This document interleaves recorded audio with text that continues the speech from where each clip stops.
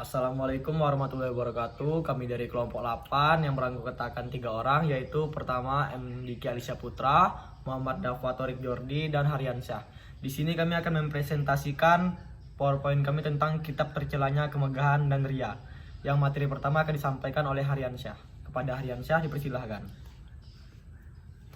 Kitab ke-8 dari Rubu yang membinasakan dari kitab Ihya Ulumuddin.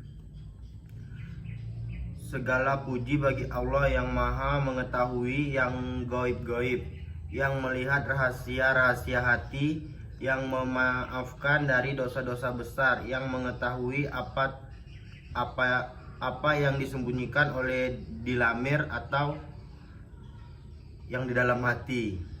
Dari yang gaib-gaib, yang tersembunyi, yang maha melihat rahasia-rahasia niat dan yang tersembunyi dalam nipatan hati, yang tiada akan menerima amal perbuatan selain apa yang telah sempurna, bersih dari campuran ria dan syirik, dan murni. Penjelasan sebab adanya kemegahan itu lebih dicintai dari kecintaan kepada harta. Penjelasan bahwa kemegahan itu kesempurnaan bayangan dan tidaklah kesempurnaan yang sebenarnya. Penjelasan apa yang terpuji dari kecintaan, kemegahan, dan apa yang tercela. Penjelasan sebab tentang kecintaan, pujian, sanjungan, dan kebencian, celaan. Penjelasan obat tentang kecintaan, kemegahan. Penjelasan obat kecintaan, pujian. Baiklah, selanjutnya tercelanya kemasyhuran dan tersiarnya suara. Ketahuilah kiranya Allah mencurahkan perbaikan bagi Anda, bahwa asal kemegahan itu ialah tersiarnya suara dan kemasyhuran, dan itu tercela, bahkan yang terpuji, selain orang yang dimasyhurkan oleh Allah Subhanahu wa Ta'ala, karena mengembangkan agama Allah tanpa memberatkan mencari kemasyhuran daripadanya. Aliera berkata, engkau memberi dan engkau tidak bermasyhur, dan janganlah engkau mengangkat diri engkau supaya engkau disebut orang. Belajarlah dan sembunyikanlah dan diamlah. Niscaya engkau selamat, engkau gembirakan orang baik-baik, dan engkau marah orang zalim. Penjelasan keutamaan kumul, tidak termasyhur. Rasulullah SAW bersabda, banyaklah orang yang kusut rambutnya, berdebu badannya, mempunyai pakaian buruk, tidak diperdulikan orang. Jika ia bersumpah kepada Allah, niscaya Allah menganugerahkan kebajikan kepadanya. Di antara mereka ialah Al-Bara bin Malik. Sekarang Ibnu Mas'ud berkata, Nabi SAW bersabda, banyaklah orang yang berpakaian buruk, yang tidak dipedulikan orang.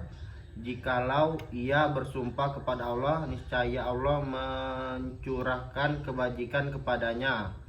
Jikalau ia berdoa, wahai Allah Tuhanku, sesungguhnya aku bermohon kepadamu surga, niscaya Allah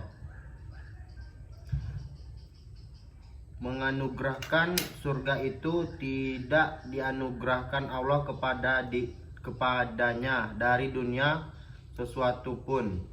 Nabi SAW bersabda, apakah tidak aku tunjukkan kepadamu penduduk surga, yaitu setiap orang yang lemah dan dipandang lemah. Jikalau ia bersumpah kepada Allah, niscaya Allah mencurahkan kebajikan kepadanya.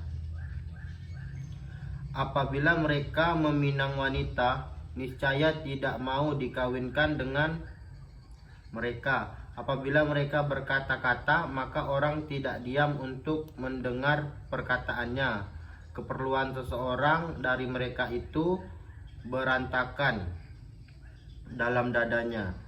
Jikalau nurnya atau cahayanya pada hari kiamat dibagi-bagikan kepada manusia, niscaya akan meluasi semua mereka. Selanjutnya akan dijelaskan oleh M. Dafa Thorik Jordi. Penjelasan tercelanya suka kemegahan.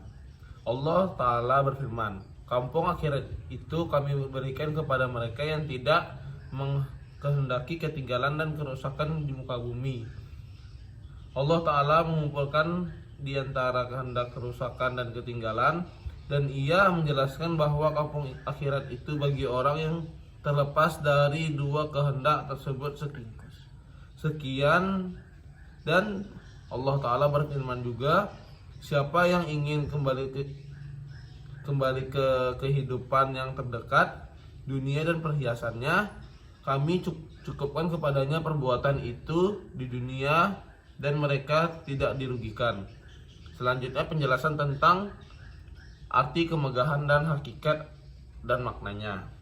Ketahuilah kiranya bahwa kemegahan dan harta adalah dua sendi dunia, dan arti harta ialah memiliki benda yang dimanfaatkan, dan arti kemegahan ialah memiliki hati yang dicari penggabungan dan ketaatan bagi hati. Sebagaimana orang kaya ialah yang memiliki dirham dan dinar, artinya ia berkuasa atas dirham dan dinar itu untuk menyampaikan kepada maksud tujuan memenuhi nafsu, syahwat dan kesenangan jiwa lainnya. Selanjutnya penjelasan tentang sebabnya kemegahan itu disukai menurut tabiat, sehingga tiada manusia yang terlepas daripadanya selain dengan kerasnya mujahabah atau kesungguhan. Ketahuilah kiranya bahwa sebab yang menjadi emas, perak dan berbagai macam harta lainnya disukai, dicintai, maka itulah pula yang menjadi sebab kemegahan itu disukai. Alasan sebab pada mencintai pujian dan sanjungan. Senangnya jiwa dengan pujian, kecenderungan tabiat karakter manusia kepadanya. Marahnya jiwa kepada celaan dan larinya jiwa kepada celean. Sebab pertama yaitu yang lebih kuat ialah perasaan jiwa dengan kesempurnaan. Sesungguhnya kami tidak menerangkan bahwa kesempurnaan itu dicintai orang dan tiap-tiap yang disukai, maka memperoleh itu kesenangan. Manakala jiwa rasa dengan kesempurnaan, niscaya ia senang, bergerak dan merasai enak atau lezat, dan pujian itu merasakan kepada jiwa orang yang dipuji dengan kesempurnaannya. Maka sesungguhnya manusia kadang-kadang ia ragu kepada kesempurnaan kebaikannya, pada kesempurnaan ilmu dan kesempurnaan waranya, dan ia ingin kehilangan keraguan itu dengan kejadian berkeyakinan bahwa keadaannya tiada banding pada hal-hal yang tersebut di atas. Karena jiwanya tentram kepada yang demikian, maka apabila orang lain menyebutkan, niscaya yang demikian itu mendatangkan kepadanya ketentraman dan kepercayaan. Sesungguhnya besarlah kelezatan itu dengan alasan tersebut, manakala pujian itu datang dari orang yang melihat sifat-sifat itu, lagi mengetahuinya, di mana ia tidak berkata dengan keseimbangan, melainkan dari pemastian, dan demikian itu seperti gembiranya murid sekolah dengan pujian guru kepadanya. Selanjutnya akan dibacakan oleh Diki Ali Saputra. Diki, dipersilahkan. Sebab kedua, bahwa pujian itu menunjukkan bahwa hati si pemuji itu dimiliki oleh si terpuji, bahwa si pemuji itu muridnya yang percaya kepadanya dan yang berbuat atas kehendaknya. Memiliki hati, orang itu disukai atau dicintai dan merasakan hasilnya itu lezat. Dan dengan alasan tersebut membesarlah kelezatan manakala pujian itu datang dari orang yang meluas kekuasaannya. Sebab ketiga, bahwa sanjungan penyanjung dan pujian pemuji adalah sebab bagi menawan hati setiap orang yang mendengarnya. Lebih-lebih lagi apabila yang demikian itu termasuk orang yang diperhatikan perkataannya dan dihitung pujiannya. Sebab keempat, bahwa pujian itu menunjukkan kepada malunya si terpuji dan memaksakan si pemuji melepaskan lidahnya dengan pujian kepada si terpuji. Ada kalanya atas kemauan sendiri dan ada kalanya dengan paksaan. Maka malunya juga melezatkan atau mengenakan karena padanya ada paksaan dan kekuasaan. Dan kelezatan itu berhasil jikalau si pemuji itu tiada meyakini pada batinnya apa yang dipujikannya, akan tetapi dia itu terpaksa menyebutkannya sebagai semacam paksaan dan penguasaan atas dirinya.